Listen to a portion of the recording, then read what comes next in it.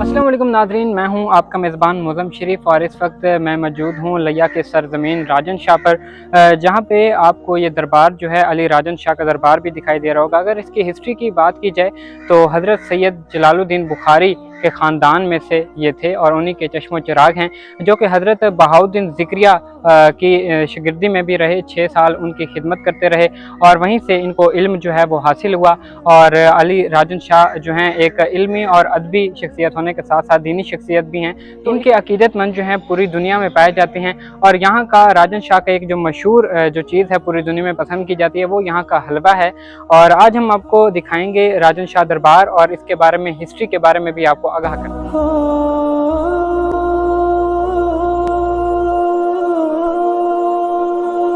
हज़रत सैयद मोहम्मद अली राजन शाह 16वीं सदी के एक जलीलुल कदर सूफी बुजुर्ग थे, जिनका ताल्लुक नकवी बुखारा सादात के ख़ानदान से बताया जाता है। आपने इस खित्ते में रूहानियात, खिदमत खल्क और मोहब्बत अलाई की तालीम आम की, जिसके बाइस दूर दूर से लोग आपके पास फैज़ हासिल करने आते थे। आपके एक मुरीद खास लाल ईसन थे, जिनके नाम पर आज का शहर करोड़ लाल ईसन मशहूर है।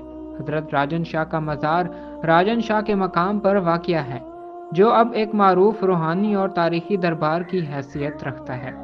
मुगलिया दौर की तर्ज पर तामीर शुदा ये दरबार अपनी खूबसूरत साख्त, पुरसकून माहौल और सदियों पुरानी रवायतों के बाइस आज भी हज़ारों ज़ायरीन को अपनी तरफ खींचता है, जो यहाँ दुआ, ज़ियारत और रूहानी सुकून की तलाश में आते हैं।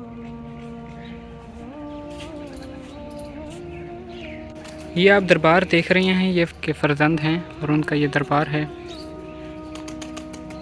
गुंबद की ऊपरी डरम गुंबद का दरमियानी हिस्सा खूबसूरत आराइशी है। दाखिली दरवाज़ा मशरिक की तरफ है और ये दरबार इमारत एक छतरी नुमा छत के जरिए पहुंचाया जाता है।